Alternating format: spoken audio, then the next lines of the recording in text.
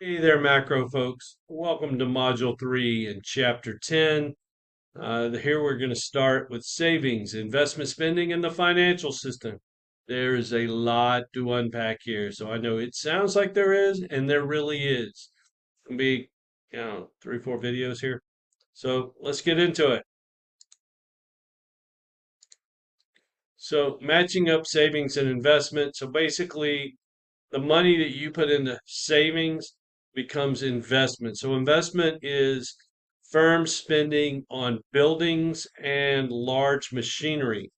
In the modern economy, individuals and firms that create physical capital, which is basically buildings and large machinery, do it with somebody else's money. Like you're not going to spend $5 million of your own money on you know, a new building or a new machine, you're going to take out a loan for that. So savings and investment spending identity is just that savings and investment spending are always equal for the economy as a whole. So basically, actual savings and actual investment are always equal. Savings and planned investment, when equal, are equal. The economy's in equilibrium. So what does this look like? GDP equals total spending on domestically produced final goods and services. So that's C plus I plus G plus X minus IM, where C is consumer spending, I is investment spending, G is government spending on goods and services, and X is exports, IM is imports. But if we close the economy off, X and IM are zero. So we've got GDP is equal to C plus I plus G. Total income is total spending, and income can either be spent on consumption, consumer spending, plus government purchases of goods and services, or saved. So what we've got is two things. GDP equals C plus G plus S, or GDP equals C plus G plus I.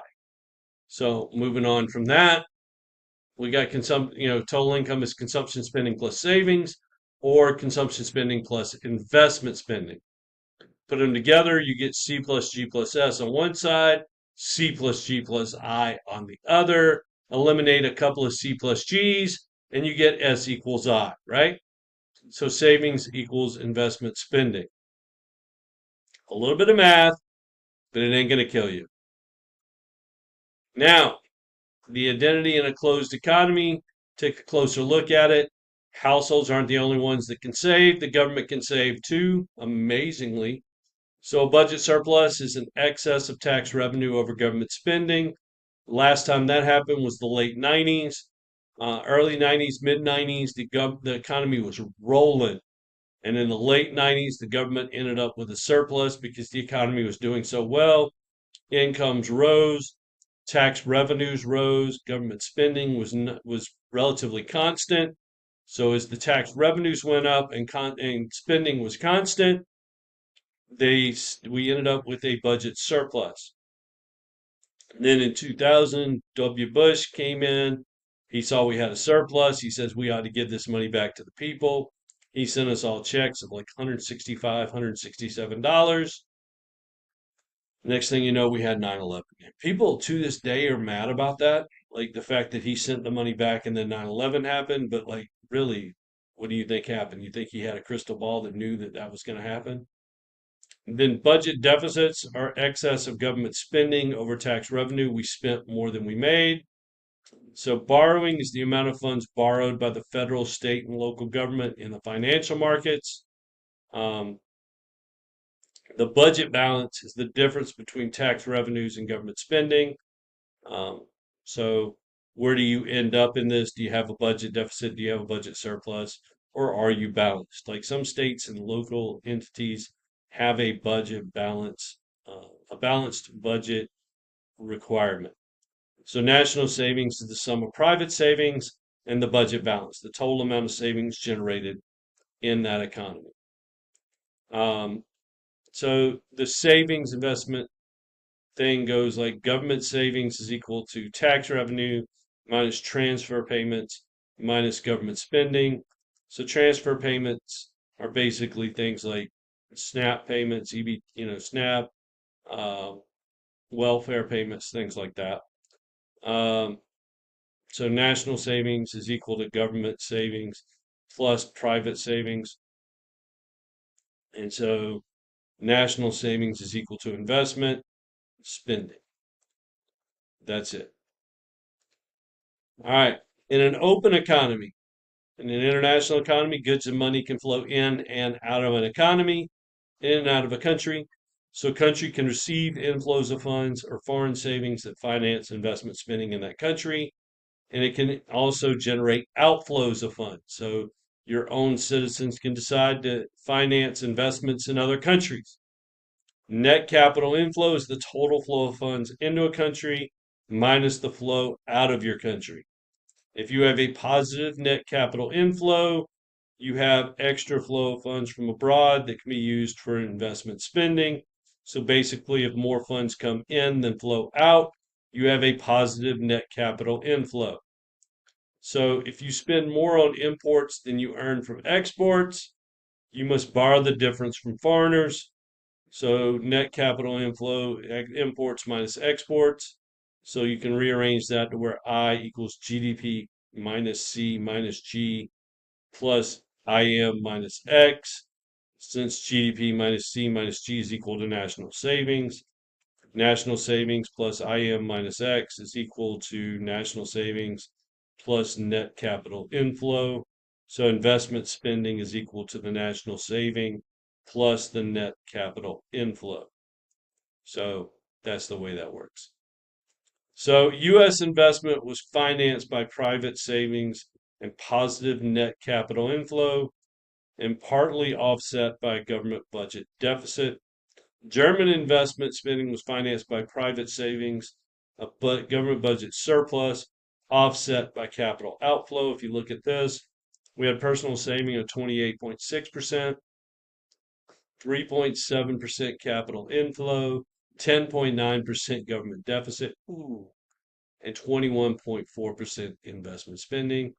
Germany had 31.8% personal saving, 4.2% capital outflow, 3.7% government surplus, and there you go, 23.9% investment spending. Capital inflow is the net inflow of foreign funds plus domestic savings onto an economy. Net inflow of funds into a country or the total inflow of foreign funds into a country minus the total outflow of domestic funds into other countries. Yeah, that's the one. So there you go. The market for loanable funds. On any given day, people with money to lend are not usually the same people as those who want to borrow. It can happen though. So how are savers and borrowers brought together? Basically, that happens in a financial market. So financial markets channel savings of households to businesses that want to borrow in order to purchase capital equipment. So there are a lot of different financial markets, but we're going to hit the easy button. And for our purposes, we'll assume there's just one market that brings savers and borrowers together. We're just going to call it the loanable funds market. So we're going to say that's the hypothetical market that illustrates the market outcome of the demand for funds generated by borrowers and the supply of funds provided by lenders. We assume the price of loans is the nominal interest rate. So this is also an easy button kind of hit. So we're assuming one interest rate. There are many interest rates. There's a lot of, according to length of loan, the risk of you, the customer who's buying it. So, hooker, come on now. Interest rate measures the opportunity cost of investment spending. So the lower the interest rate, the less attractive it is to put money into the bank. So you got to kind of look at that. We'll look at it when we hit supply as well. The lower the interest rate, people don't want to put their money in the bank. But at low interest rates, firms want to borrow money. So there's not a lot of money there, but a lot of people want to borrow that money. At high interest rates, people want to put their money in the bank, but firms don't want to borrow that money. So we got two sets of problems, right? Firms are wanting to borrow money at low interest rates, but people don't want to put their money in the bank at low interest rates. And people want their money in the bank at high interest rates, but firms aren't looking to borrow at high interest rates. So we got to come to an agreement somewhere. Um, so here you're looking at 2 points at 12% interest. There's $150, well, $150 billion of a loan. At 4%, there's $450 billion demanded for loan. So nobody's really looking to loan a lot of money at 12%, but they're looking to loan a ton of money at 4%. This is the demand for loanable funds. All right, so once again, an investment is worth making only if it generates a future return greater than the cost of making the investment today. So we use what we call present value to do this.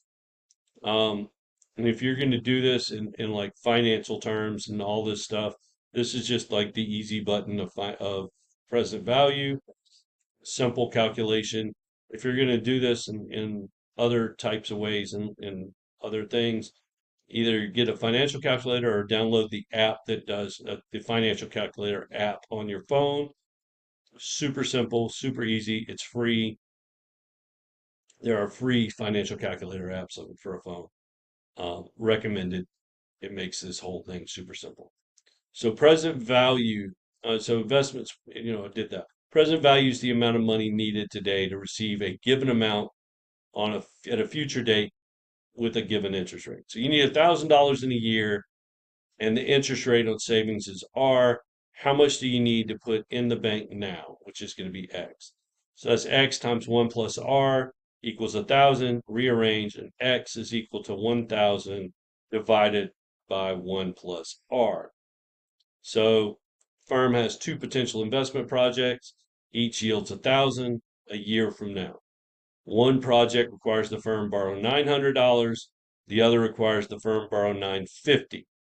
Which is worth borrowing the money to finance? Depends on the interest rate. If the interest rate's 10%, it means $1,000 today. $1,000 in a year is worth $909 today. So only the first project is worth it, since the initial cost $900 is less than the present value. As the interest rate falls, more projects are actually worth it. So you're going to do this if you get a certain kind of job where you're going to be asked to like come up with projects that meet an internal return on investment, um, and run for X amount of time. And then you have to like present your project, tell why your project's valuable, what's your return on investment, why should we run your project, et cetera, et cetera. And you're going to have to pitch your project to a group. Everybody's got a project. Why should we run your project? And if you don't come up with enough good projects, there's no point on you being on the team, and you will basically lose your job on that team. So I did this once upon a time up in Boston. Worked for one of the very first internet startups, and we were doing this. And one of the guys on our team, like he kind of sucked at this, and he didn't come up with really good projects, and mainly because he didn't try. Like he wouldn't try to come up with a project until like 20 minutes before the meeting. And like one meeting, he was like 10 minutes before the meeting, realizing he needed to come up with a project, came up with something that was truly stupid, pitched that pitched that idea, and the owner of the company just looked at him and said, "Man, you can leave now. Like, I'll send somebody with you, and you can clean out your desk. You don't even need to stay for the rest of this meeting. Just get out of here." And the rest of us were sitting back there like, "Yep, this is kind of funny," and like, get us some popcorn or something. But those are the kind of things that happen in business. Like, you're not even worth keeping around for the rest of this meeting. Why don't you just leave, get out? That's the way that stuff happens. It's regular. Um, but that's it. So that's where we're going to end this one. We'll get to supply of loanable funds in the next one. Y'all have a great day. We'll talk to you later.